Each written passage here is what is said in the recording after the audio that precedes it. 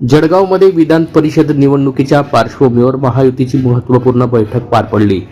भारतीय जनता पार्टीचे प्रदेशाध्यक्ष रवींद्र चव्हाण यांच्या प्रमुख उपस्थित झालेल्या या बैठकीत मंत्री गिरीश महाजन, मंत्री गुलाबराव पाटील, केंद्रीय राज्यमंत्री रक्षा खडसे, माजी मंत्री अनिल पाटील यांच्यासह महायुतीचे खासदार आणि आमदार यावेळी उपस्थित होते। विधान परिषद निवडणुकीत महायुतीच्या विजयाची केवळ औपचारिकता शिल्लक असल्याचा दावा रवींद्र चव्हाण यांनी केला असून महायुतीचा बालेकिल्ला सिद्ध करण्यासाठी ही निवडणूक असल्याचेही रवींद्र चव्हाण यावेळी म्हटले आहे।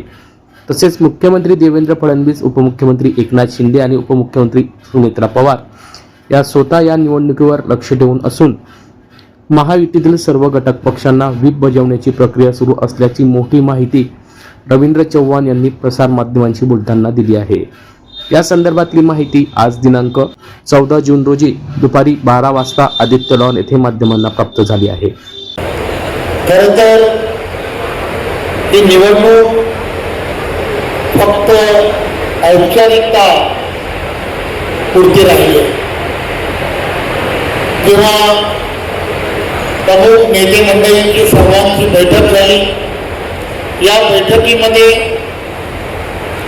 या संपूर्ण विधान परिषदेमध्ये मतदान कशा पद्धतीने होणार आहे आणि किती होणार आणि कशा पद्धतीने याची योजना करावी या संदर्भात ज्यावेळेला महायुतीच्या सर्व नेत्यांची चर्चा केल्यानंतर लक्षात आलं की ही निवडणूक 18 तारखेला आपण सर्व प्रमुख कार्यकर्ते आणि पदाधिकाऱ्यांनी हा महायुतीचा असणारा बालेकिल्ला आहे हे फक्त सिद्ध करण्यासाठी असणारी निवडणूक आहे। एक गोष्ट लक्षात घेतली पाहिजे, मी जसं म्हटलं 17चे 17 उमेदवार महायुतीचे हे जिंकून येतील यात काही शंका नाही। कारण आदरणीय देवेंद्रजी असतील, एकनाथराव शिंदेजी असतील, सुनित्राताई असतील आणि सर्व महायुतीचे नेते जे आहेत या निवडणुकीकडे स्वतः लक्ष घालत आहेत। सर्व कार्यकर्ते, पदाधिकारी या सगळ्यांशी चर्चा करतात आणि महायुतीच्या माध्यमातून त्या पक्षातील असणारे जे व्हीप आहेत हे काढायला सांगितले गेलेले आहेत। त्यामुळे सर्व ठिकाणी व्हीप काढण्याचं कामसुद्धा होणार। या निवडणुकीत नाशिक असेल, जळगाव असेल,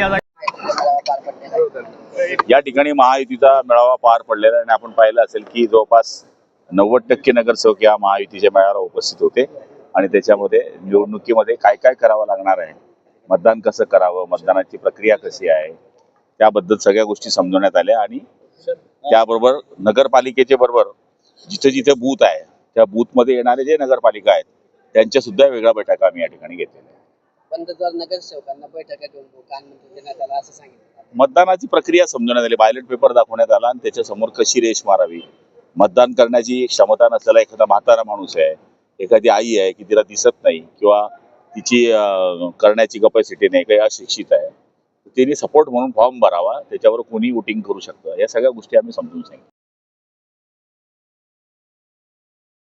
उत्साहाने इथे महायुतीचा मेळावा पार पडलेला आहे। आमचे भारतीय जनता पार्टीचे प्रदेश अध्यक्ष आदरणीय रवींद्र चव्हाण साहेब, आपले नेते आदरणीय गिरीश भाऊ, त्याचप्रमाणे आपले जिल्ह्याचे पालकमंत्री आदरणीय गुलाब भाऊ, त्याचप्रमाणे सर्व मंत्री, आमदार, खासदार आणि सगळे पदाधिकारी महायुतीचे, त्याचप्रमाणे सगळे नगरसेवक आज ह्या मेळाव्यासाठी उपस्थित होते। अतिशय उत्साहामध्ये मेळावा झालेला आहे आणि 100% खात्री आहे की ही जागा महायुतीची हे चांगल्या मतांनी विजय इथे होणार आहे।